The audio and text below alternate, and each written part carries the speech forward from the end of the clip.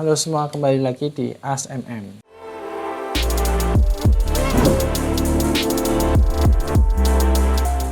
Saya Catur Sugiarto dari Fakultas Ekonomi dan Bisnis Universitas 11 Maret akan menjawab beberapa pertanyaan yang masuk pada program ASMM ini.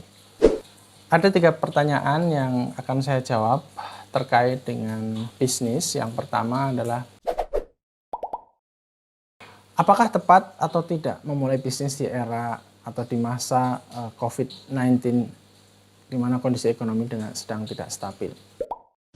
Seperti kita tahu bersama bahwa pada masa pandemi ini banyak sekali usaha merumahkan karyawan, terjadi PHK, dan ini berdampak pada ekonomi secara makro. Dan sebenarnya ini adalah momentum bagi banyak orang untuk memulai usaha atau memulai bisnis. Tentunya dengan konsep bisnis yang relevan atau sesuai dengan kondisi saat ini. Nah, apakah tepat? Jawabannya adalah tergantung dengan bagaimana kita memilih sektor industri apa yang tepat untuk kita pilih. Ya, jadi intinya adalah kita harus pintar memilih sektor industri mana yang bisa berjalan dengan baik pada masa seperti ini. Kalau kita salah memilih sektor bisnis, maka sangat mungkin terjadi dampak yang negatif ya pada bisnis yang kita jalankan. Karena kita tahu bahwa kesalahan atau kondisi COVID saat ini memungkinkan banyak UMKM saat ini yang menutup bisnisnya atau shutdown. Ini tidak hanya berlaku di Indonesia, tetapi juga di seluruh dunia. Jadi dampak terhadap UMKM sangat besar. Kemudian terjadi juga PHK massal, kemudian merumahkan karyawan dan sebagainya. Cash flow, keuangan perusahaan atau bisnis UMKM juga tersendat, bahkan ada yang minus. Ya. Dan disinilah terjadi namanya disrupsi masif, ya, massive disruption, utamanya pada perusahaan yang tidak dapat beradaptasi atau paling tidak merubah strategi bisnis untuk menyesuaikan atau beradaptasi pada kondisi semacam ini. Namun di tengah keterpurukan bisnis, ekonomi yang melambat, ada beberapa fakta yang menarik seperti industri fashion. Ya. Fashion online yang naik 2 kali lipat, penjualan sepeda naik 4 kali lipat, transaksi online UKM justru malah naik ya 350%, aktivitas belanja online juga naik 400%, dan platform digital seperti Facebook Marketplace, kemudian online retailer, ya, e-commerce dan sebagainya itu menjadi pilihan yang menarik saat ini. Nah, perusahaan-perusahaan yang mampu menaikkan penjualan ini atau mampu bertahan ini adalah perusahaan yang mampu beradaptasi. Utamanya adalah mereka yang memiliki kemampuan meningkatkan strategi pemasaran, strategi bisnis secara umum.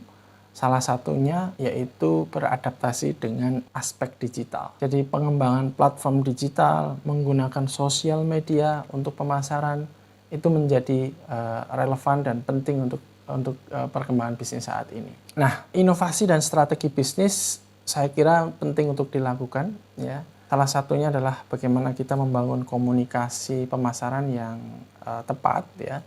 Dengan kita menunjukkan empati, kita cenderung memperlihatkan bisnis kita menuju ke atau memperlihatkan aspek kebersihan dan kesehatan. Kemudian bagaimana kita memilih model bisnis dan strategi penjualan yang tepat. Ketika kita ingin memulai bisnis baru ya di masa pandemi ini, maka model bisnis yang tepat harus kita pikirkan masa-masa ya. Jadi bagaimana kita misalkan pada saat kita memilih bisnis kuliner misalkan, kita bisa memulai dengan konsep ghost kitchen ya, atau memulai usaha dari dapur sendiri, dapur rumahan, yang faktanya saat ini konsep bisnis ini menjadi pilihan yang cukup banyak ya, terutama di kota-kota besar ya, karena pilihan tidak memungkinkan untuk melakukan penjualan secara offline, maka ghost kitchen dengan kombinasi pemasaran digital, pemasaran online menjadi pilihan yang menarik. Mereka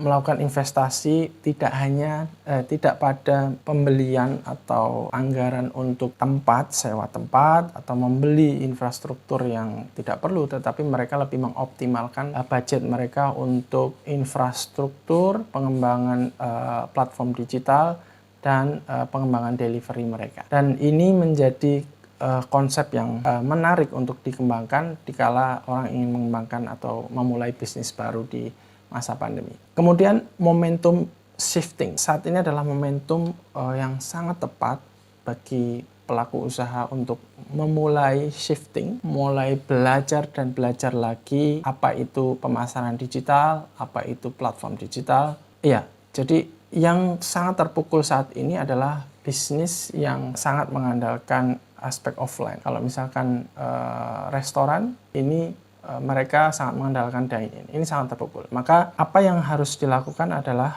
bagaimana mereka bisa mengembangkan secara baik, mengembangkan platform digital, website, ya, mobile apps, kemudian mengoptimalkan landing page. Itu untuk keperluan bisnis atau pemasaran bisnis secara spesifik. Kemudian kalau yang sebelumnya tidak begitu masif atau belum mengoptimalkan sosial media, maka saat ini adalah momentum yang tepat memperbaiki upgrade kemampuan Anda untuk bisa beradaptasi dengan lingkungan, beradaptasi dengan dunia digital, utamanya dengan memanfaatkan atau mengoptimalkan sosial media yang kita punya, atau bahkan kita bisa membangun sosial media untuk keperluan bisnis, yaitu misalkan Instagram bisnis, Facebook page, dan seterusnya. Serta memanfaatkan fitur atau kelengkapan yang disediakan oleh platform ini. Misalkan kita bisa menggunakan Instagram bisnis dengan Instagram Ads, ya, atau iklan di Instagram ataupun iklan Facebook. Yang saya kira saat ini menjadi pilihan yang menarik karena sangat customized. Kita bisa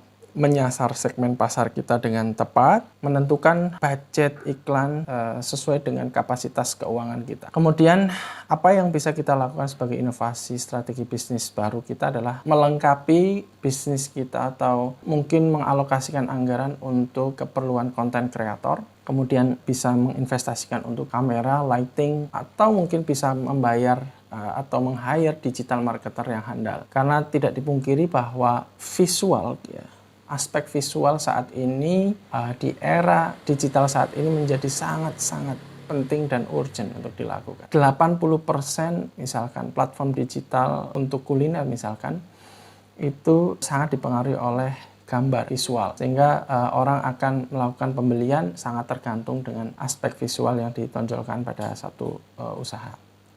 Kemudian alokasikan budget atau anggaran untuk hal-hal yang penting saja, ya.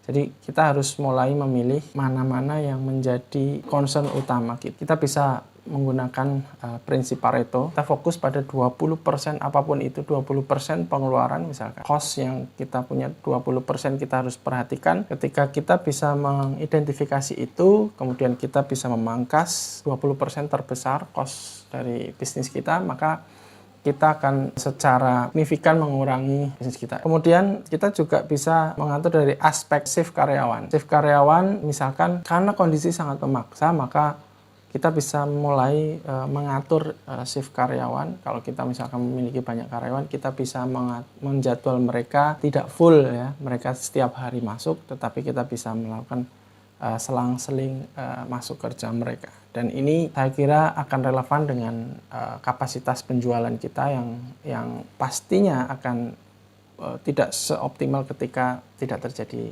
pandemi. Nah, itu ya. Jadi untuk pertanyaan pertama. Untuk pertanyaan yang kedua, bagaimana memilih industri dan bagaimana sih peluang bisnis tersebut atau industri tersebut?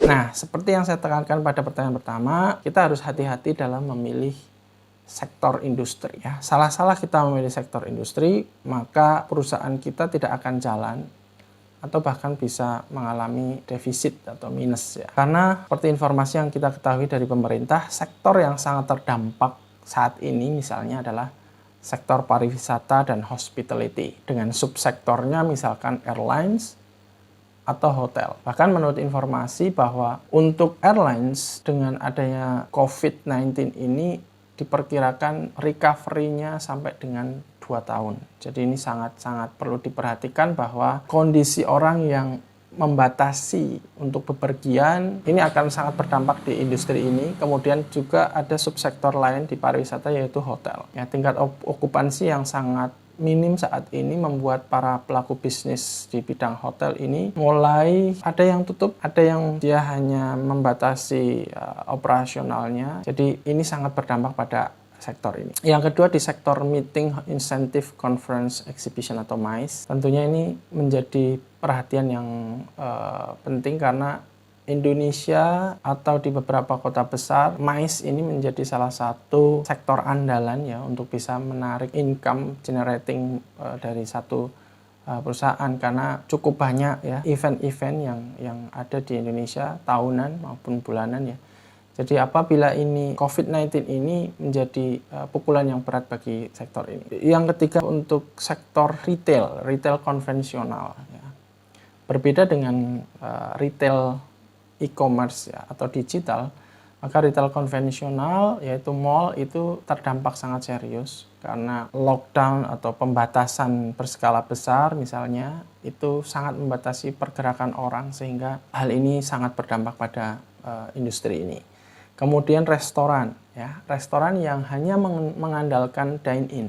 Dan ini perlu menjadi perhatian serius karena beberapa restoran mereka memilih untuk menutup sampai dengan ada kejelasan, ya, karena biaya operasional yang cukup besar misalkan. Kemudian mereka merumahkan sebagian karyawannya atau bahkan mungkin sama sekali mereka berganti mencari peluang usaha lain. Itu fakta yang terjadi. Kemudian otomotif, elektronik juga terdampak. Ini lebih ke faktor pasokan bahan baku yang sebagian besar berasal dari Tiongkok ya, sehingga ini sangat mengganggu operasional dari industri otomotif dan elektronik. Namun ada sektor-sektor bisnis yang masih bisa berjalan ya, yaitu diantaranya adalah karet, kulit, makanan pokok, farmasi, dan kesehatan. Bahkan beberapa sektor ini menunjukkan peningkatan yang cukup signifikan ya, di antaranya misalkan seperti makanan dan minuman kesehatan, ya, produk herbal, jamu, dan seterusnya. Madu juga termasuk yang mengalami peningkatan. Dan beberapa tren saat ini menunjukkan bahwa produk-produk yang terkait dengan kesehatan, misalkan sepeda ya, sepeda ini juga mencatatkan kenaikan yang cukup signifikan sampai dengan 400% misalkan. Dan ini cukup sangat baik ya. Jadi sektor yang sangat terdampak. Misalkan data dari McKinsey April 2020 terjadi penurunan nilai pasar di industri aerospace atau penerbangan yaitu sekitar 46% dan menjadi yang tertinggi di antara industri yang lain. Jadi ini cukup serius di industri penerbangan. Hal ini terjadi menyusul seperti pembatalan penerbangan hingga proses refund yang cukup memukul serius ya pada industri ini. Pada restoran misalkan ya, survei mengatakan bahwa 46-48% orang lebih sedikit melakukan eating out atau melakukan hangout di kafe. Karena ada pembatasan pergerakan orang-orang ya oleh pemerintah dengan kebijakan PSBB yang kian ketat. Kemudian apa yang bisa dilakukan yaitu sekali lagi perusahaan harus mulai mencari strategi baru untuk bisa beradaptasi dengan lingkungan. Ya, sebagai contoh bahwa industri elektronik misalkan, brand kenamaan Sharp atau Xiaomi itu mulai memproduksi tidak hanya handphone atau laptop ya, tapi mereka mulai berinvestasi untuk memulai memproduksi air purifier atau alat-alat yang menunjang untuk kesehatan. Kemudian industri kuliner misalkan mungkin bisa mulai untuk menjual frozen food. Mereka mulai perusahaan atau restoran bisa menyediakan menu setengah matang yang bisa dikonsumsi oleh konsumen. Dia bisa memanaskan makanannya setelah sampai di rumah mereka, kemudian mungkin bisa mengoptimalkan strategi delivery yang mungkin sekarang sangat dibutuhkan karena orang saat ini membatasi untuk keluar rumah. Nah, pertanyaan yang ketiga, bagaimana merubah segmen atau target bisnis yang awalnya B2C menjadi B2B? Pertanyaan ini cukup baik, namun mungkin perlu dipertanyakan lagi, pertanyaan ini perlu dipertanyakan bahwa mengapa kita harus merubah menjadi B2B, karena segmen B2C ini saat ini juga masih sangat menjanjikan karena berkembangnya misalnya retail online. Jadi banyak sekali orang-orang sekarang melakukan transaksi di rumah dengan handphone mereka. Peningkatan penggunaan marketplace ya di sosial media misalkan memungkinkan orang-orang atau masyarakat untuk bisa langsung menjual barang mereka dari rumah mereka. Jadi peningkatan platform digital untuk keperluan bisnis ini saya kira akan sangat memudahkan orang menjangkau langsung pada end user atau konsumen terakhir ya. Atau dalam hal ini adalah B2C. Tetapi kalau misalkan perusahaan ingin mulai merambah pada segmen B2B atau memang perusahaan atau bisnis itu segmen utamanya adalah B2B, maka mereka harus mulai mengupgrade kemampuan atau meningkatkan kemampuan mereka untuk beradaptasi sekali lagi pada aspek digital ya. Misalkan meningkatkan remote selling skill atau kemampuan penjualan jarak jauh ya, menggunakan berbagai macam platform digital ya. Jadi kemampuan persuasi ya untuk mempersuasi melalui media digital ini bagi sebagian orang itu mungkin menjadi suatu hal yang baru dan sulit untuk dilakukan karena tidak ada tatap muka langsung sehingga gesture kemudian kemampuan persuasi yang lain atau komunikasi sangat terbatas. Selain itu perusahaan juga harus meningkatkan kemampuan online marketing secara komprehensif ya. Artinya bahwa jangan sampai perusahaan mengandalkan pada satu channel komunikasi atau channel pemasaran, tetapi harus mulai memikirkan bagaimana meningkatkan berbagai macam kemampuan untuk meningkatkan pemasaran di bidang aspek digital. Perusahaan saat ini untuk yang bergerak di bidang B2B memiliki preferensi pada aspek digital atau lini digital daripada tradisional. Karena kondisi yang sangat membatasi mereka, kemudian preferensi dari satu pihak atau pihak yang lain juga menginginkan bisnis secara remote ini dilakukan. Kemudian perusahaan-perusahaan B2B ini yang menyasar segmen B2B ini mereka sebaiknya mulai untuk mengembangkan aplikasi ordering. Itu pada aspek digital ordering ya. Menurut data ada kenaikan sebesar 170% di Eropa ya dengan menggunakan apps ordering. Jadi pengembangan order melalui aplikasi ya. Meskipun di beberapa perusahaan besar mereka sudah mengembangkan itu untuk melakukan integrasi vertikal maupun integrasi horizontal, mereka harus mengembangkan lagi atau mempertajam kemampuan mereka untuk bisa meraih pasar yang lebih luas. Demikian 3 pertanyaan yang cukup menarik sudah saya bahas. Terima kasih atas perhatiannya. Kita kembali lagi di program Ask MM.